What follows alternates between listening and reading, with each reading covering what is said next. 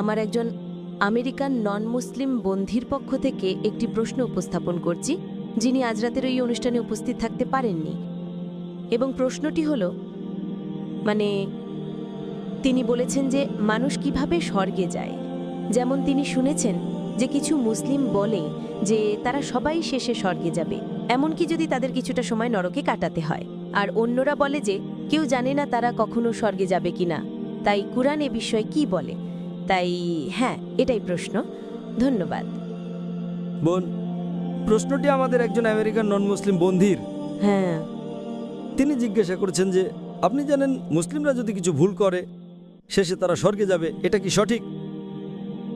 হ্যাঁ, কারণ কিছু মুসলিম বলে তারা সবাই স্বর্গে যাবে, কিন্তু অন্যরা বলে যে যদি কেউ মুসলিম হয় তবু সে অবশ্যই স্বর্গে যাবে না, কিন্তু তাদের প্রথমে নরকে যেতে হবে এবং তারপর স্বর্গে যাবে, ঠিক না? এটাই প্রধান প্রশ্ন। হ্যাঁ, কারণ যেমন কিছু মুসলিম বলে যে মুসলিমরা সবাই স্বর্গে যাবে, হ্যাঁ, কিন্তু কেউ কেউ বলে যে এমনকি যদি তারা একজন মুসলিম হয় তারা স্বর্গে যাবে, কিন্তু প্রথমে নরকে যেতে হবে, তারপর পরে স্বর্গে যাবে। এইরকম প্রশ্ন হলো, যদি কোনো মুসলিম পাপ করে হ্যাঁ, হ্যাঁ, তারা কিছু সময় নরকে থাকবে এবং শেষে স্বর্গে যাবে, এটা কি সঠিক? হ্যাঁ। আল্লাহ কোরআনে সূরা নিসার 48 নম্বর এবং 116 নম্বর আয়াতে বলেছেন, যদি আল্লাহ ইচ্ছা করেন তিনি যে কোনো পাপ মাফ করতে পারেন, কিন্তু শিরকের পাপ তিনি কখনো মাফ করবেন না। যদি আপনি আল্লাহর সাথে শরীক স্থাপন করেন তবে আল্লাহ আপনাকে কখনো ক্ষমা করবেন না, যতই ভালো হন, কারণ এটা ইসলামের সবচেয়ে বড় পাপ।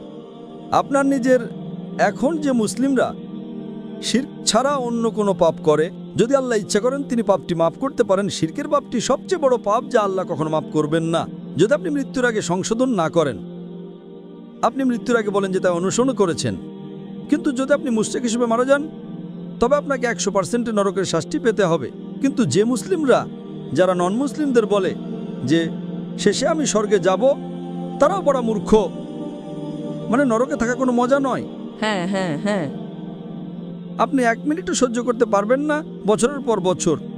তাই যারা বলে শেষে আমরা স্বর্গে যাব তারাও মূর্খ, কিন্তু নন মুসলিমদের তুলনায় কম মূর্খ। নন মুসলিমরা চিরকাল নরকে থাকবে। যে মুসলিমরা কোরআন অনুসরণ করে না এবং শুধু শিরক করে না কিন্তু অনেক পাপ করে, যেমন মদ্যপান, হত্যা, প্রতারণা, তারা নরকের আগুনে শাস্তি পাবে, কিন্তু শেষে তারা স্বর্গে যাবে।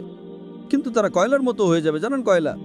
তাই নরক কোনো মজা নয়। তাই যারা বলে শেষে আমরা স্বর্গে যাব, তারা জানে না যে নরকে 1 সেকেন্ডও থাকা সহজ নয়। তাই আমরা প্রার্থনা করি আল্লাহ সুবহানাহু ওয়া তাআলার কাছে যেন তিনি আমাদের পাপ মাফ করেন। আমরা চেষ্টা করি এবং ভালো কাজে বেশি করি যাতে আমাদের ছোট পাপ আল্লাহ মাফ করেন। তাই আল্লাহ কোরআনে বলেছেন, বড় পাপ থেকে দূরে থাকো এবং আল্লাহ আপনার ছোট পাপ মাফ করবেন। এবং আপনারা ইমাম আবাদ দাবিরের একটি বই লেখা হয়েছে 70টি বড় পাপ। তাই মুসলিমদের সতর্ক থাকতে হবে যাতে তারা শিরকে জড়িত না হয়। তারা সবসময় সালাত পড়বে, জাকাত দেবে, রমজানে ফাস্ট করবে, হজ করবে, বাবা মায়ের প্রতি ভালোবাসা ও শ্রদ্ধা দেখাবে। দেখবেন যে আপনি মাতলিটি করবেন না, জিনা করবেন না। সব আদেশ আমি ক্রমে বলছি, আপনি বুঝেছেন তো? তাই আমাদের মুসলিমদের দেখতে হবে যাতে আমরা কোরআন এবং হাদিসের নির্দেশনা অনুসরণ করি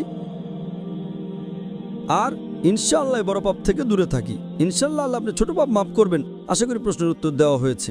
ঠিক আছে, অনেক ধন্যবাদ।